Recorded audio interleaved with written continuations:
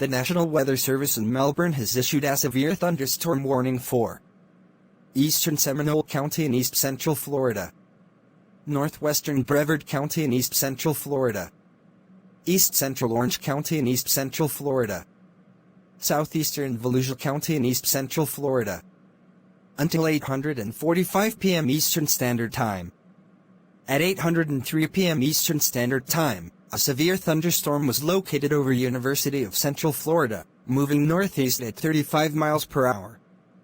Hazard: 60 miles per hour wind gusts and quarter-size hail. Source: radar indicated. Impact: hail damage to vehicles is expected. Expect wind damage to roofs, siding, and trees. Locations impacted include Titusville, Oviedo, Winter Springs, Castleberry, and Maitland. Precautionary/preparedness actions: for your protection, move to an interior room on the lowest floor of the building.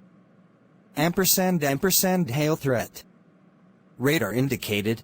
Max hail size 1.00 in. Wind threat. Radar indicated.